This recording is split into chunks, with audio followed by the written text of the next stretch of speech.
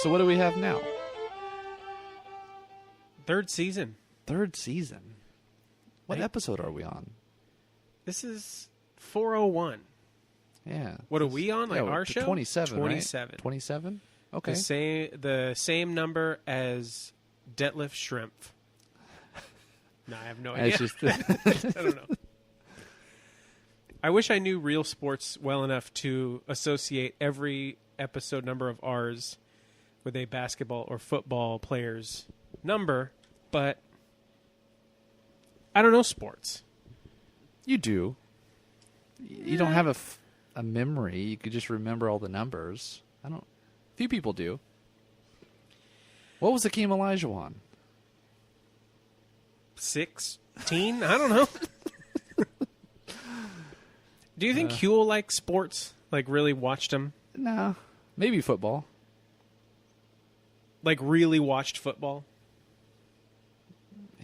Or, like, pretended when he was in the bar to kind of just... He might have been a playoff watcher. What do you think? I don't think so. He was in it for a good time, so whatever that means. He would go hang out with a dude or 2 or 10 with some brews. Some breers. But he seemed to really just like doing this show. And I don't blame him because he got to go to some cool places. And I think this episode he went to 2 of the most interesting places. Yeah, I would say so. I mean, he's been to interesting places literally just going. Yeah. But the second half of this episode, it's the most wild thing that he does so far. Yeah, this season alone, he goes to 2 places that people, everyday people, really will never get to go. This week, he goes far down. Later in the season, he goes way up. Nice. Anyway, we should really tell people where Huell is, but why listen to us when you can have Huell do it? So Huell, tell us where you're going. You know, not all of California's great sand dunes are in the desert. Some of our state's most spectacular dunes run for about 30 miles along the central coast. This particular section of dunes are known as the Guadalupe Dunes, and they're near the farming community of Guadalupe in northern Santa Barbara County. It's a beautiful area full of contrast. Everything from the dunes themselves to wetlands, from freshwater lakes to all kinds of wildflowers and vegetation. Good morning, sir. Good morning, sir. Good morning. We've already had breakfast. There we go. Morning, Huell. Good to see you. But we were visiting the dunes not to look at wildflowers, but to look for buried treasure. And we ended up early in the morning in the fog on a section of the dunes under the management of the Nature Conservancy. And I was taken to the exact spot where over 70 years ago history was made.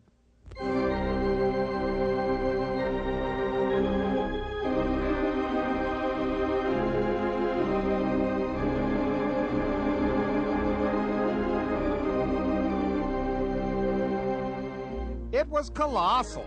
It was stupendous. It was a movie extravaganza when it was made back in 1923.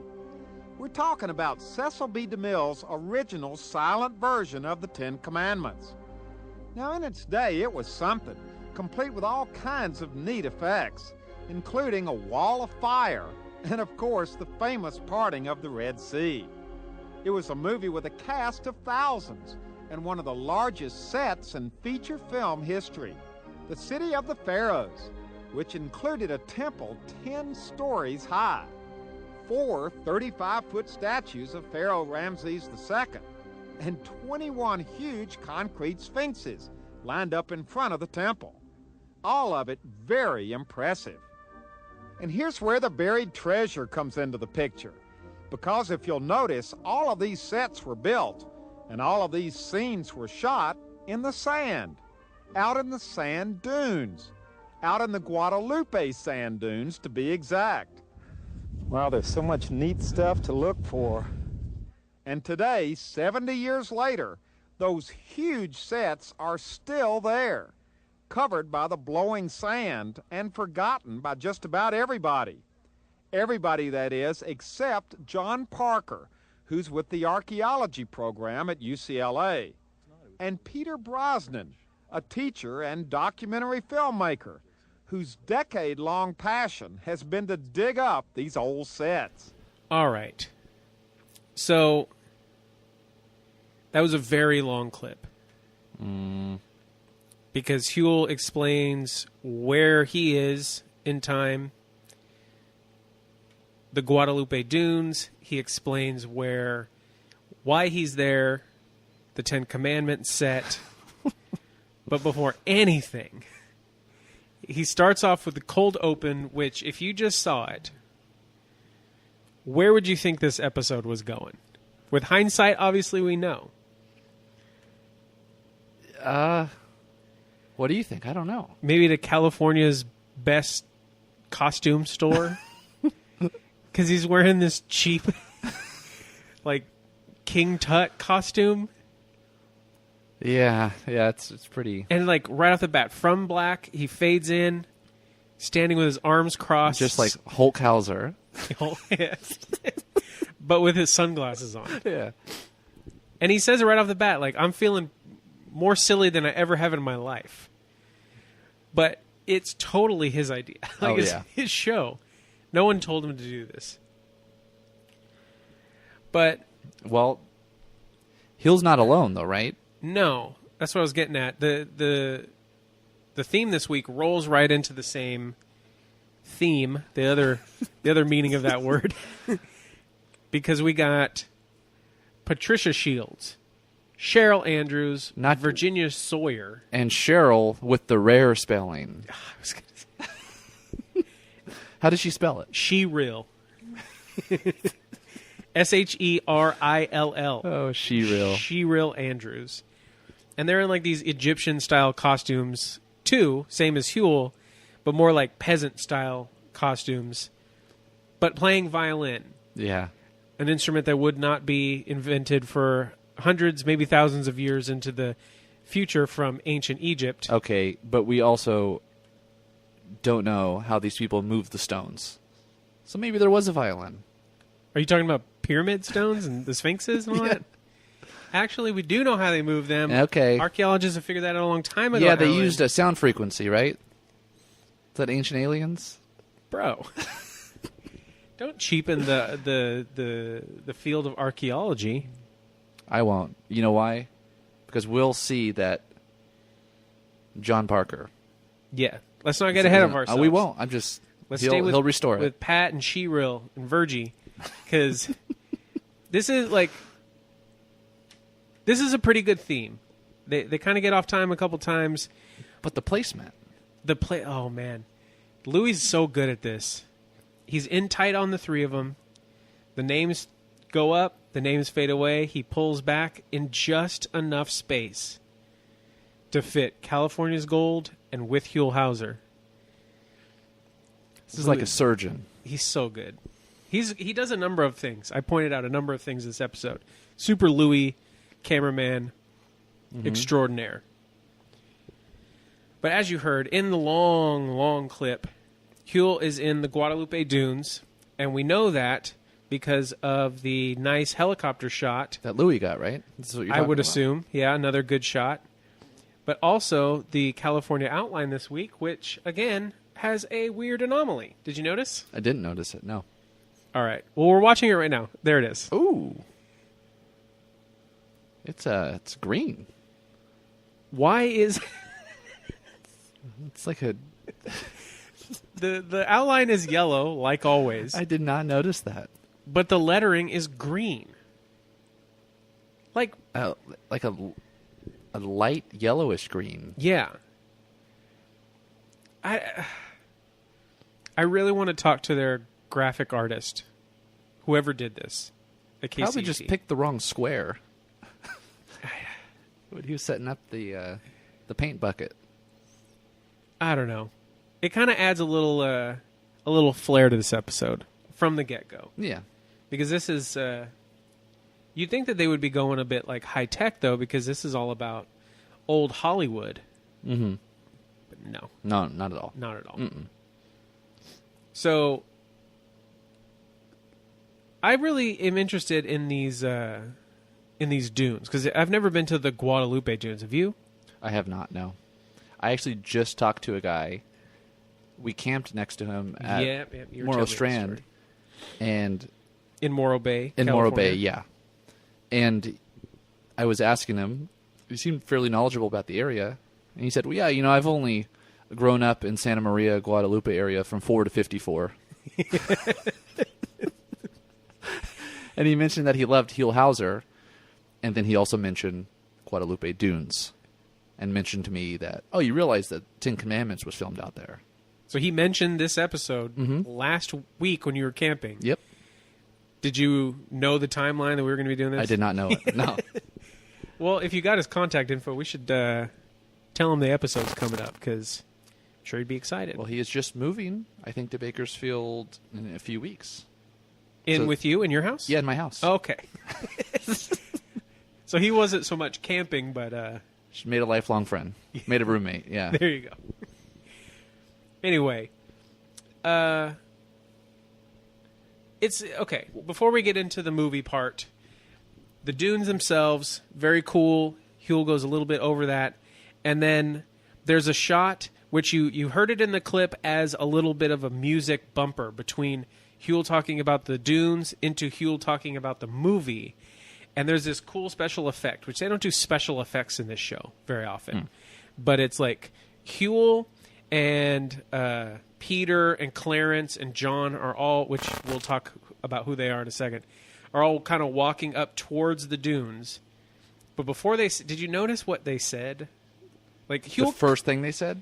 Yeah, like Huell cuts into the clip to like throw in one little, this is what was happening live in the moment, because he always does that where it's live action but the sound is cut and it's him doing the voiceover, but he cut the voiceover out so that he could say to, I think it was Clarence talking about Peter, we already had breakfast.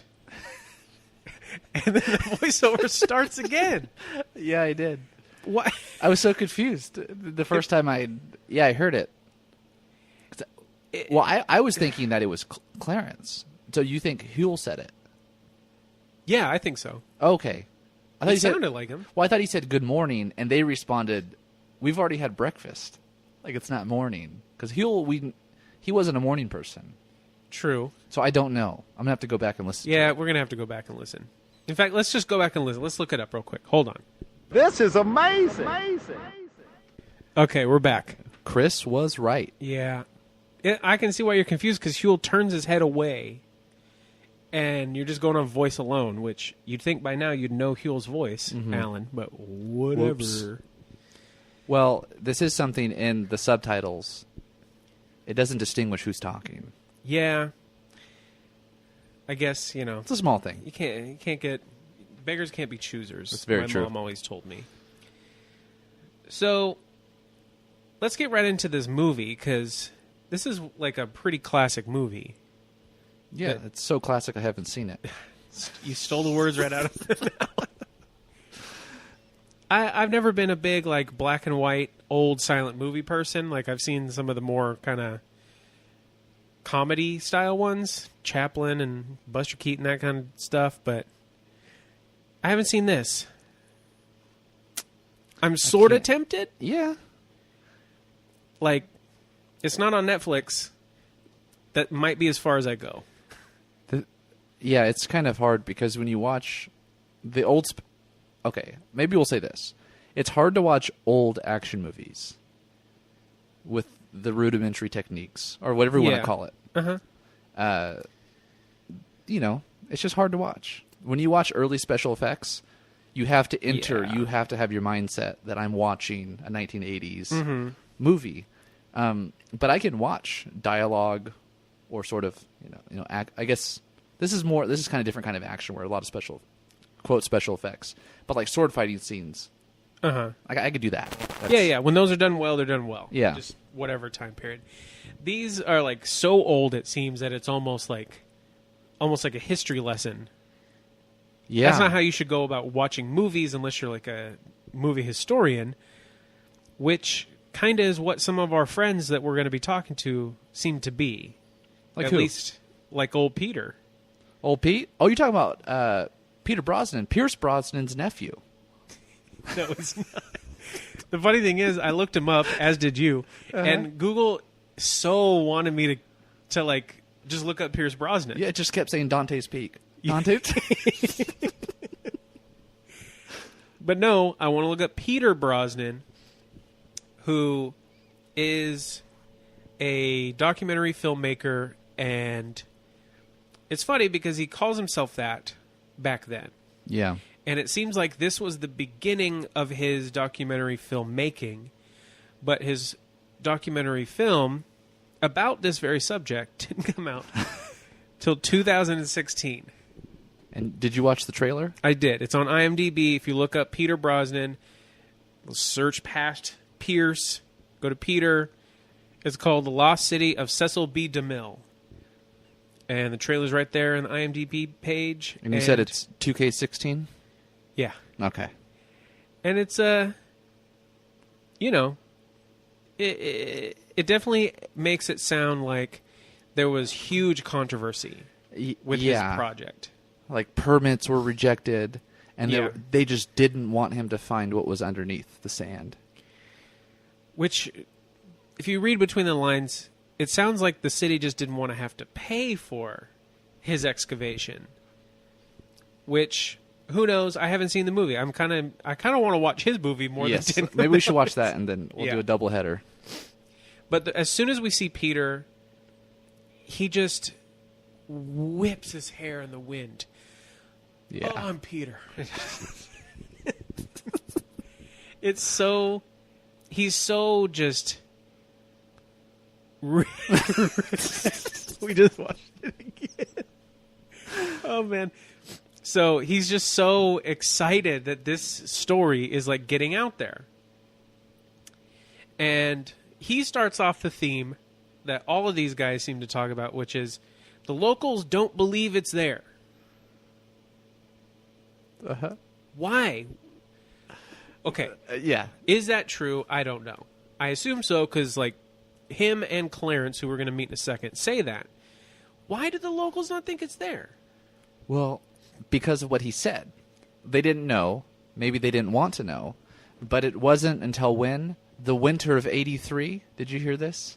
Oh, when the whole state blew away? He said, quote, the winter, the whole state blew away in the rains. End quote. Yeah, I heard that. Which Maybe that's why they didn't know. maybe that's true. That's also the kind of, like, seemed like that's what they were alluding to in that trailer of his documentary. But this is 1993 that this is happening. Well, speaking of permits, the permits that he pulled out to find these, Yeah. this old Big Daddy Cecil didn't pull any permits, and the city didn't sign them, and they didn't record them. Doesn't seem like it. Okay. It's not like... And then even, I think it's John Parker, who we're going to meet in a second too, was talking about Cecil's autobiography, where he said that he hopes that people don't look up or dig up the remains in the Guadalupe dunes. And think that the Egyptian empire spanned to the Pacific Ocean, right? So Yeah. he kind of already let the cat out of the bag, yeah. But So I mean, you studied history. What do you make of this? it sounds like maybe a little bit of narrative that they're trying to create with the evidence here. Yeah. Because if you're really looking at the physical evidence, it's everywhere. Like all these shots of just wood and plaster and little bits of everything just strewn everywhere. Wires and all, like... Well, maybe I don't think maybe these guys are being clear about it, that they were looking for intact parts of the set. Is that... Yeah. Am I getting that right? Yeah. And Clarence, who is a local himself, Clarence Minetti, says that the locals either believe it or think it's baloney. And his argument is, as he burps on camera, is that all the people who worked on the project who lived in the town are gone. everybody. All right. Before we move on, can we talk about Huell's jacket here? Yeah. I was going to bring it up when John came on because he has an equally good jacket. Okay, No. Say it Huell's because I want to have the contrast later. It is a scruffy jean jacket. Yeah. Do you think this is his? You know, I thought that. But also, it kind of looks like the jacket of someone in the next segment, and maybe he did the other segment first, got that jacket as some sort of memento, and then wore it at this one, and then they just switched it up in it. That is so different than what I thought. I thought he had to borrow a jacket because he forgot to pack one.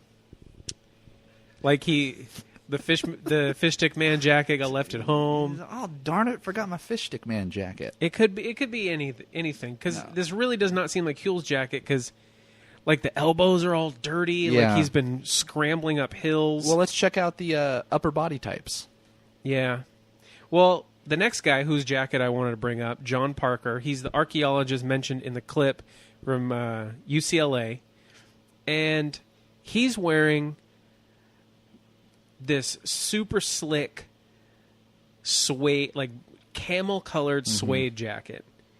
And, okay, so he's the archaeologist for UCLA, which means he's probably a professor. Now, anthropology was my minor in college.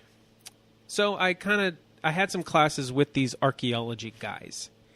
And I definitely am not going to speak for all of them, but one specifically, won't name names, loved to dress up in his archaeology costume. And he was even on the Discovery Channel a couple times because he did a lot of like Egyptian archaeology, like in real Egypt, not Guadalupe, Egypt. And and some people I knew were there at the time. Said that he would be in the air-conditioned hut doing paperwork, and then when cameras showed up, or when the worker men who were like local Egyptian people who were paid probably not the most, found something, he would come out, identify it, write his name on the ticket, go back in the AC. Again, I'm not speaking for everyone, but I can speak for these two guys, the guy I'm talking about from college and old John. Archaeologists wear their own profession's costumes more than I've seen any other. Nurses? That's like a uniform, though. Right. But come to think of it, yeah. That's because he's got like the Indiana Jones hat, which I guess if your profession has like a superhero version of it, you might like. What would economists be, right? That'd be my area. I just think they're a bunch of nerds. So what's maybe not everybody, like obviously, but like a Warren Buffett costume, like what? Get his kind of glasses. I don't know. Wear a monocle, or like a teacher, I guess, like kindergarten cop. You have to dress like. Oh yeah. That would be funny to think about that in every discipline. What would be the superhero costume? But I guess this is a big sidetrack because John really gets us into the nitty-gritty of the set itself. He's talking about the physical remains that are left behind. And yeah, Peter talked about the 83 storm that blew a lot of it out. John talks about how any bits that become exposed get windblown and kind of deteriorate. And Huell has to give us a visual representation by picking up a big piece and totally breaking it. And, surprise, surprise, Huell breaks something, picks it up. Also, I'm looking at the jacket more. What is this part? The cuff. The cuff is all frayed. This is not his jacket. What if he was feeling wild? And honestly, I don't think he'd mix a blue jean jacket with his black jeans. He did that before. Did he? I think so.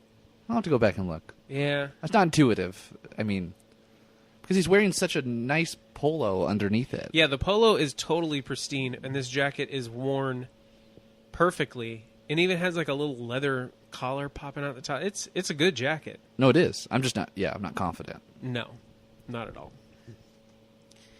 So, John is talking about how they know that there's a lot more underground than what we see, and he talks about this new archaeological,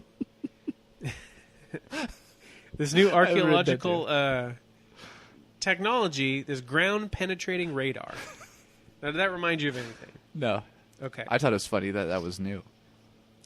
Well, in archaeology, yeah, I think it was. You know, I don't doubt that isn't not true. Yeah. Because I know that at this same time, in fact, this same year, 1993, because remember, season 3, 1993. Was there a person wearing the same hat? No. Well, kind of. I think I know what you're getting at. In 93, a little movie, like a small budget movie, much like Cecile B. DeMille's 10 Commandments, called Jurassic Park came out. And in it, they use ground penetrating radar. It's in the first bit of the movie. Mm-hmm. Remember, they see the outline of the raptor.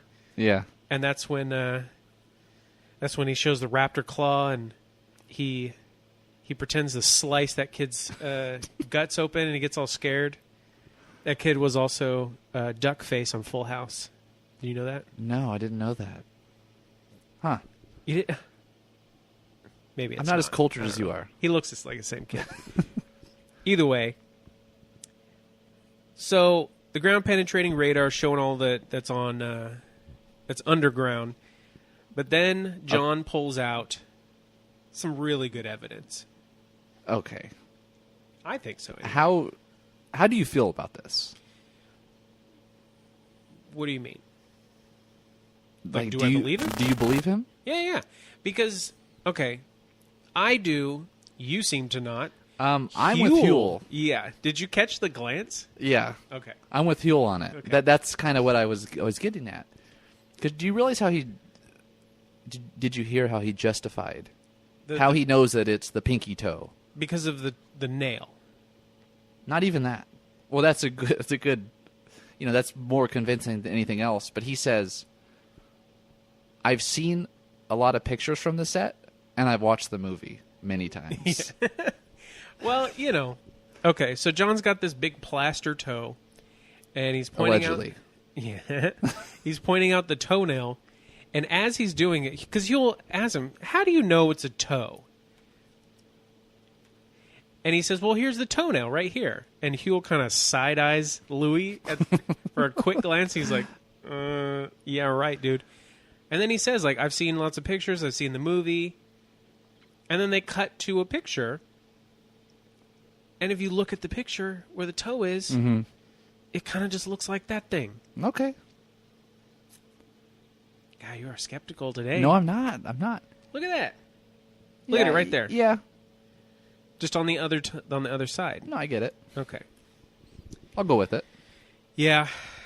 So... I mean, he does work for UCLA, so what can I say, right? Nothing. So Huell's kind of asking why this was all left out here, how it all came to be, and John gives him the story. You want to talk about the over budget thing? Well, yeah. So, which I don't. This is another thing. I guess we'll get to it when we talk about it right now. But he had it with the landowners that Cecile B. DeMille had to remove every bit of the set from the landowner's land. And basically, they cut the cables that were holding up the wall, let it lay flat, and just let the sand cover it. Yeah. And then the owner said, oh, that's pretty much like you taking it off our land. Yeah. But the reason he did that is because he was over budget, he said. Which the movie was, in 1923, it cost $1.4 million, which was like 10 times more than any other movie to that point, I guess. Something like that. Right. Which, as Huell said in the clip, huge sets, many thousands of cast members and everything. And then the clips they're showing of the movie, they're like, yeah, this was... Which is funny they to don't think. make movies like this no more. No, because I was looking what that price would look like adjusted for today's dollars. What would that be? An old CC? Old C, B, M. D? CBDM? Oh, the DM, that's right. He would have spent $12.8 million. That wouldn't have even cast Dwayne Johnson in the movie. So that's crazy. That is crazy. Yeah, like even comedies are $150,000 to $100,000. A million. No, 1,000. 1,000. 1,000 million? Million. But oh man. You know, I guess you can't always trust inflation numbers. Well, but that's kind of it, right? Like Huell. Yeah, we're done with the desert. It's not desert. The fake desert? Fake desert, yeah. Yeah. Well, I mean, I'm trying to go with along the beach. with the... I get you, okay. The beach desert.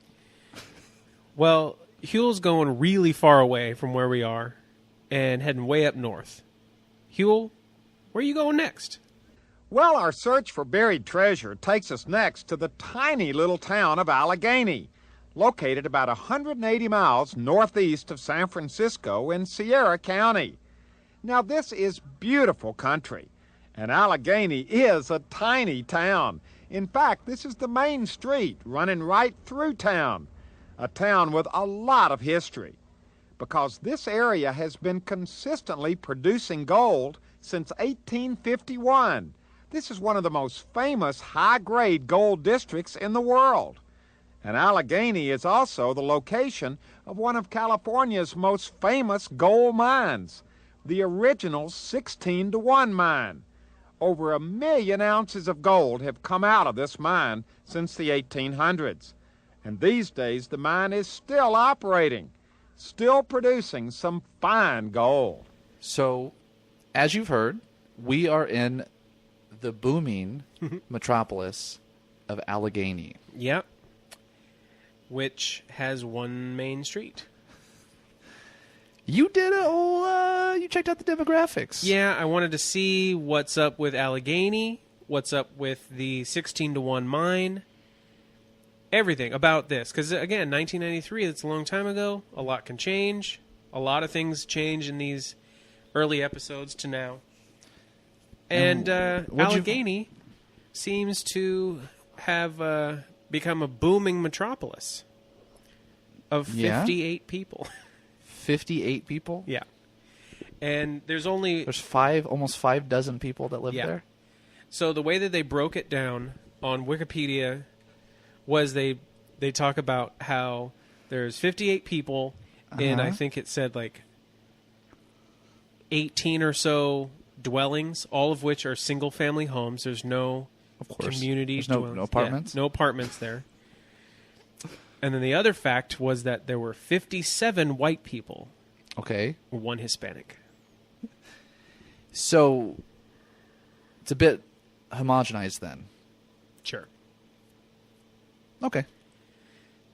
But, you know, this is a 2010 census. It's been 8 years. Who knows what's happened since then? But we do know one thing hasn't happened. What's that? And that the gold mine has not closed. No, it's still slamming. Yep. In fact, it has its own website with, like, way more information than I ever would have imagined. And the first thing I looked up was the 2017 annual report.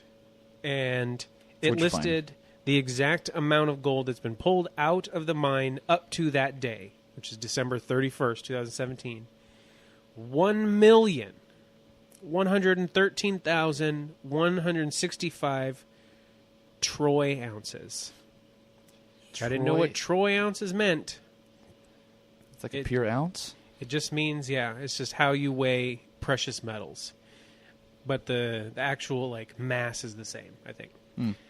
Anyway, I did some calculations.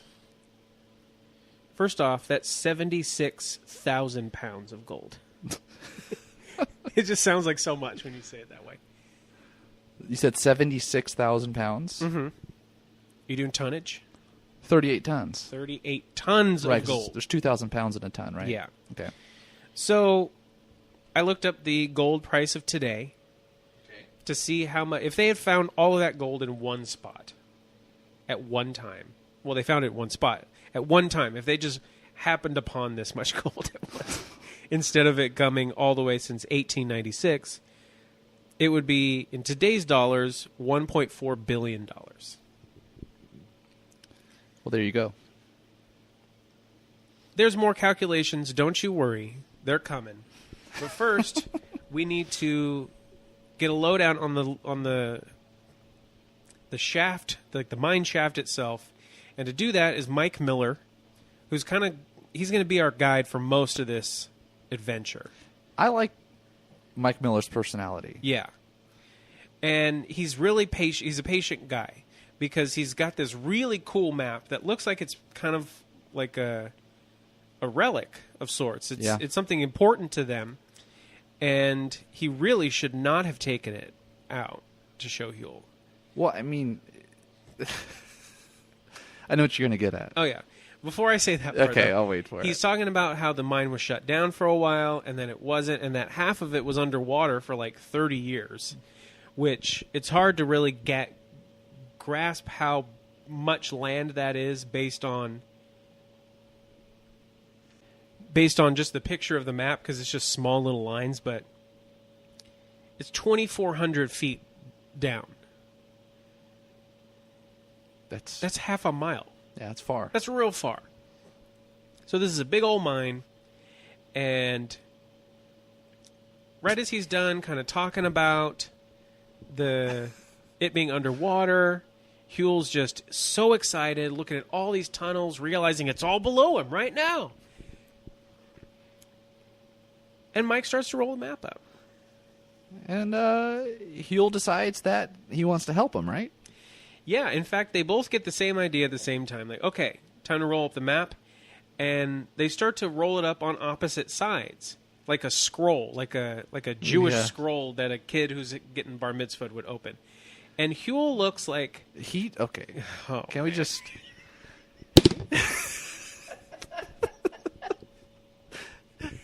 Oh, my God. He does such a bad job. Yeah. It's like he was going to fold it in thirds. Just folding so poorly. Oh, and then he gives up. You could see he looks at it and he's like, "Oh no, I'm not going to do it." And so he's like, "I'm gonna just take Mike's side." And it was still crooked for a good few rolls. He just snatches Mike's end of the map so that he can be the one rolling it on camera.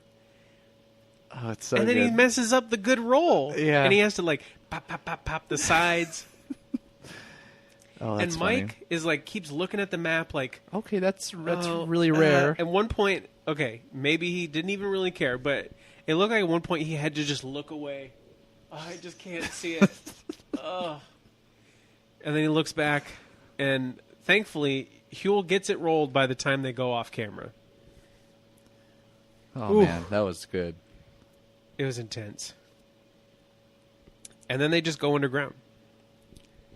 In a funny little, like, 3-person miniature train car type of a thing. Which it looks fun. It looks like it would be a ride at Disneyland or something like that. Yeah. A very unsafe one. Maybe. But the person behind Huell asks him a question that I think he probably shouldn't have, which is, I hope you're not claustrophobic, because then that got Huell to thinking. Yeah. Are you claustrophobic? I have been one time in my life. A friend of mine from high school, the world's going to know about this now. A friend of mine in high school decided one day I'm going to start digging a hole. So him and his brother went in the backyard, and they just started digging a hole. Which is amazing, because they had cable TV, they had video games. This was like 2001. This wasn't that long ago. But I guess those things had just run their course, and he needed to just dig. So him and his brother dug down as far as they could dig, which I think they got probably like 18, 19 feet down, which is already insane. And then they thought, start going sideways. Oh, jeez. And they just dug horizontally, like, parallel to the ground, and dug out a little cave for themselves.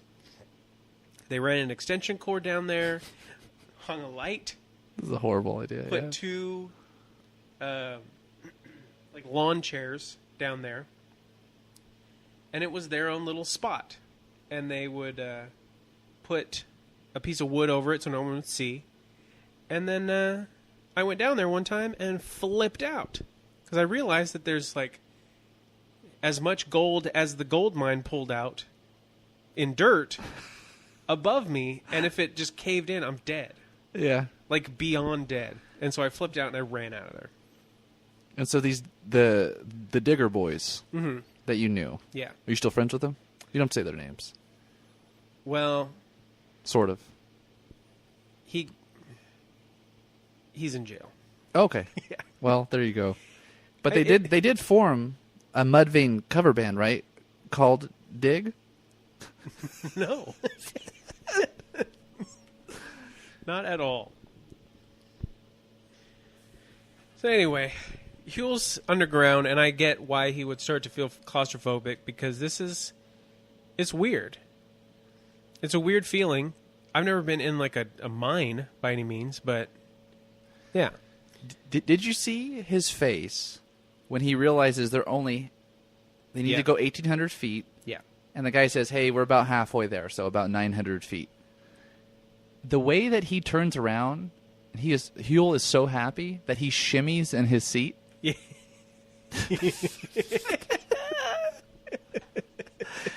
So anyone that's interested, that happens at 15:42. Yeah. So, it's funny. And then they get to the elevator, which Mike is explaining the bell system, because I guess there's no radio signals down there that they could communicate with by phone or walkie-talkie, anything. So they have these bells that they ring a certain number of times to communicate.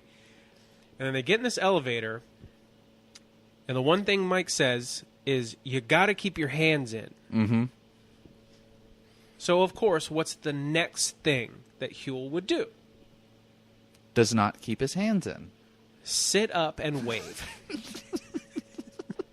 He waves back to Louis. As the elevator, this like mine shaft elevator, it's not a comfortable ride. No, not at all. He's laying at a 45-degree angle. Do you know what it looks like? Those water slides where you stand and the bottom falls out. I know. I've never been on one, but I know what you're talking about. Yeah, super sketch. Yeah. So once they show that shot, though, I think there's some real good Louis shots going on. Before here. you get to that, okay. My first thought was, man, I don't think Louis is going to get in there.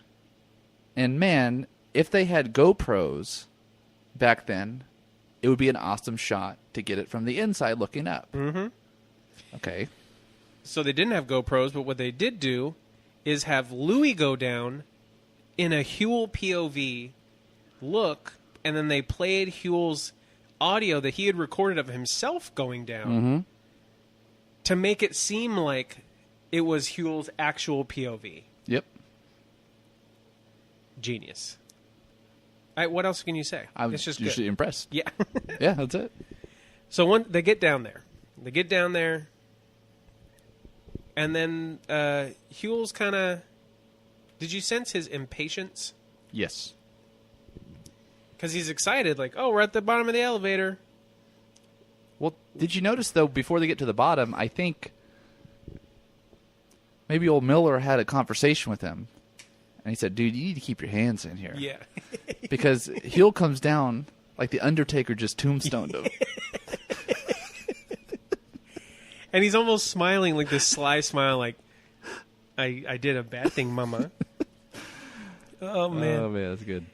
So they get out of the elevator, and they get on these little trains that look like Indiana Jones and the Temple of Doom kind of train car, mine car chase thing. And Huell even says, "This is what I was thinking I was going to be in, but are we going to see any more people in here?" And the answer is yes. Well, did you know when they got to the bottom? So I think it was after Huell asked that. Did you notice the language, or I guess the phrases that Mr. Miller was using? No. When he was sort of in awe, like, "Oh, we've made it." Mm-hmm. Yeah. And he says it's just the matrix of geology. I did not even hear that. It's humbling. So, wow, okay. Well, that kind of talk is over with. Totally. Because we're with, the good old boys now. And they're all walking up this long, steep Mill Rock Hill, is what one of the guys says. And Huell's like, "Is this steep or am I just out of shape?" And the guy's like, "It's a big muck pile." And yes, you are out of shape. But did you know Huell did not drop the microphone? No. I dropped this microphone. Yeah. I don't do anything. He stumbled a bit, but yeah. He's 2,000 feet down in a mine, and he held on to that thing. Mm-hmm. He's a pro. That's why we're amateurs, dude. But we get to meet some of the miners. First is Ernie Locatelli. And cool name. Huell's like, "Well, where's all the gold?" And Ernie says, "This is it. This is ore. There's gold in here." Huell just says, "But I don't see any gold." So Randy Yeager, he grabs the metal detector, and he's just as if he was on a beach. Yeah, he's a detector freak, and he's just waving it around, and it's just squawking like all tomorrow. There's gold everywhere. And Huell's still not... He doesn't seem very impressed. Randy puts a piece of gold in his hand. Then he's kind of like, "Oh, okay, all right, I'm getting it." And then... Okay. The next part of this. Mm-hmm. Huell is pretty nervous sounding with this, and I totally don't blame him. What do you got? What do you think about the TNT section of this? Oh, right. I thought you were going to mention what he said to Randy. Which part? When he says, "Wow, this kind of..." Randy answered it so I'm sorry to take this off track a little bit, but Huell says to Randy, he says, that takes some of the glamour out of it now. The metal detector. Using the metal detector? Like, He's like, "Oh, this is a highly sensitive one." Yeah. It's almost like they're having to impress Huell down here, because he's like, "I want to see some mining going on. Where's the gold? Why are you using a metal detector?" Yeah. Okay, so then they're like, I'm just going to get... we're going to get the dynamite out then. This is what he wanted. Yeah. And they gave it to him. And he is getting a bit nervous, though, because that's kind of a weird thing. I wouldn't know what to expect. No. I've heard an M80 go off before. Yeah. That's the only frame of reference I have. But I don't think I would have voiced my anxiety as much as Huell did. I would have been too nervous to say anything. Just like, "I don't know. Okay, guys. Oh, the fuse, you're going to light it now? Okay. 3 minutes, huh?" But no. Well, he says, "We got 3 minutes to walk away." Well, yeah. Yeah. So basically he says, because Huell, they get the time and the distance mixed up a few times. Mm-hmm. But then he says he lights it, the worker, and he says, "We got 3 minutes to walk that way?" And Huell says, "Not walk." Yeah. And then Randy's like, "Hey, Louie, you got your track shoes on, bud?" And I was totally expecting the camera to just nod up and down. That'd be awesome. That kind of look. But no. Louie never does that kind of stuff. Like a stone. Mm-hmm. And then probably like the best comedy bit of the episode comes up next. Mm-hmm. When they're waiting for the fuse, for the dynamite to go off, because they cut from them walking away, or running away, to them sitting and waiting. And it's obviously been longer than 3 minutes, because they're all just like, come on, come on. And Huell's like, how long do we have to wait here? And they said like, well, an hour and a half, something like that. Mm-hmm. Which, I think up to an hour and 45. Yeah, and that makes total sense. If it's supposed to be 3 minutes, it doesn't go off. Like, I'm going to be skeptical to walk up to that thing. And Huell's like, all right, fine. I'm just gonna have a seat. And as he's sitting down, boom, and he just, whoa, and they're all cracking up at Huell. And then there's the gold. He gets a decent piece of gold. Yeah, and which you can't really see it on camera. No, you can't. But Huell is holding it and says, how much is this worth? Yeah. And the guy's like, hey, I'm going to need to see this. Mm-hmm. And he glances at it and says, it's worth about $150. Yeah. Now, you were talking about calculations. Yeah.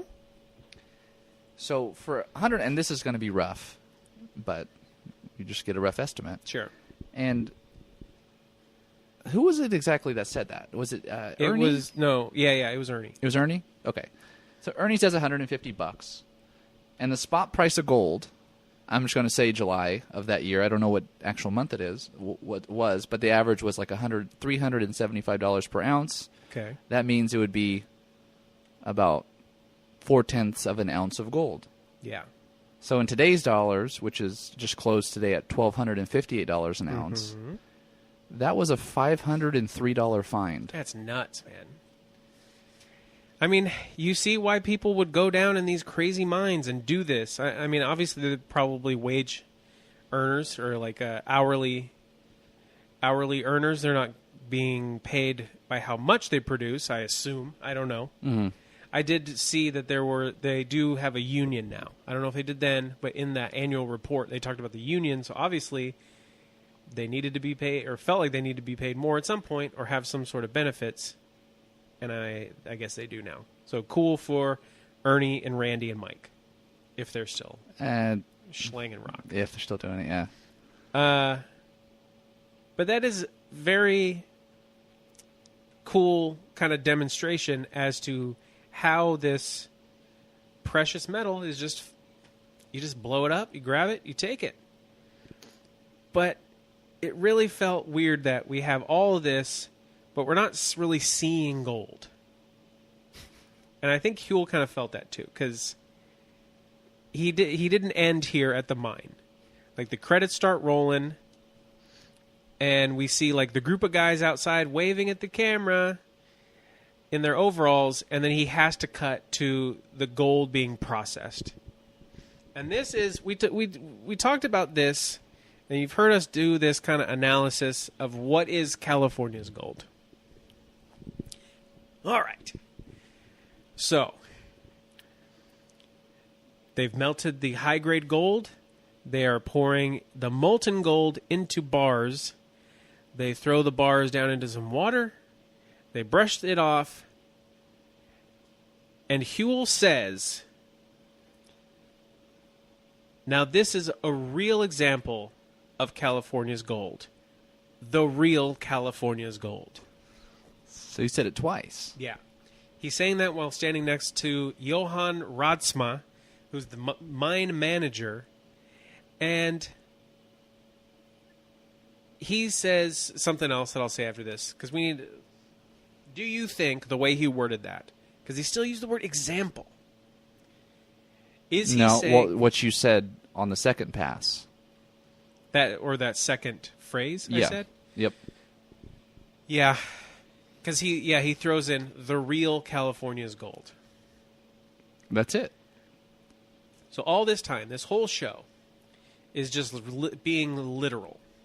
He was always just wanting some gold. This is one of these topics that we're going to have to see the arc. Yeah. Through the whole show. Because I think he was just trying to show, like, oh, isn't this funny? This is a literal interpretation of what I always say. But you could also take it as this gold is so precious that all the other things that we find and see are as precious as this gold. Yeah, maybe. Yeah. Like you said, we'll just see how it plays out. Well, one quote that Johann said that was interesting, and I want to get your take on it. He said, the gold has just been down there so long, and we get to go down there, take it out, and turn it into cash. Now, that line right there, it's loaded. It is. There's a lot of economic concepts that are loaded in it. Because, I mean, to him, he literally is doing that. Because he gets the gold, processes it, sells it, turns it into cash for himself. But I don't think that's really what he was getting at. No. I think he was saying that he is turning this metal and it is a representation of our cash, maybe? No. Does he think that our dollar is still backed by gold? No, I don't think so. I think he literally means I can get rid of this and get some cash. Okay. So he just, he was thinking personally about it. I think so. But one of the interesting things, what I was thinking about, is that when gold was money, look at the effort it took to produce the gold. And it was always a process, and there was a cost to producing the gold. Unlike today. But we don't have to talk about that too much. So yeah, this isn't an econ podcast. We don't need to kill our... You can listen to Planet Money for that. There you go. Either way, this was really fun. And this is one of these classic episodes that Huell mentions being... And Louis did it in his book, too, about how crazy this episode was and the filming under there. And he even said he got a little freaked out. Yeah, down there. I would totally... Because think about, okay, Huell's doing it, and he's having to be himself on camera and everything, but Louis, worrying about the camera and the lighting and himself around all this machinery. He had to hold that like a... how would you describe this? How I'm holding? Like a headlock. Yeah, headlock style. But that was a good way to start season 3. Very much so. Now, next week, he's changing it up completely, I think. Because this was all about underground. Now we're totally on the surface. Talking about horses. I'm not going to lie to you. Yeah. I don't have what they call much knowledge in the realm of horses. What about you? A little bit. My stepmom has always had horses, still does. And I've never ridden a horse since I was 5 years old and was plopped on one at the fair. I don't want to. It freaks me out to be on it. I don't mind being around them. They don't freak me out. But it's interesting, the kind of culture that surrounds horses. Yes, very much so. Historically and now. Even the history, because next week we're going to Cal Poly Pomona and meeting the Arabian Horse Center employees. And it's an interesting story. Because you hear Kellogg, and yes, that's Kellogg of cereal fame. So it's going to be an odd one. And it'll backtrack as well, at least in our conversation. Yeah. To Catalina Island and Wrigley Ranch. Yeah. So we don't want to get too far ahead of ourselves, but we also get to meet the remnants of, I guess, the people bringing the spirit back of the Pony Express and the history of that. So it's a good one. Get to get on into the Old West, but I got to tell you now, because we're not going to speak at you until you hear this, until after you hear this. Next week's theme song. Okay, so I have my ultimate favorite one that's coming in a few months down the line. I'll warn you when it's coming. This is my second favorite. I'm just going to leave it at that. Okay. But just get ready for this theme. It is so good. This week's was okay. You're going to hear it again in a second.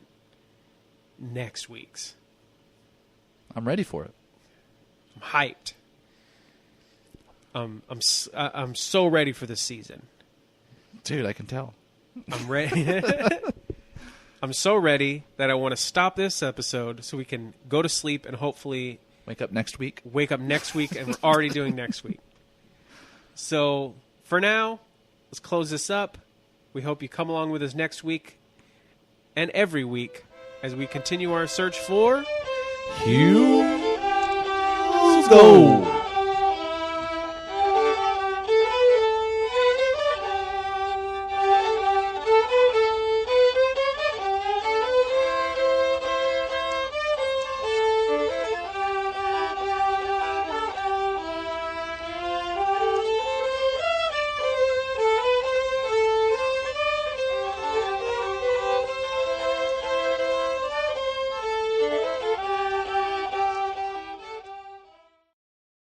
Now, this is an example of California's gold. Right. The real California's gold.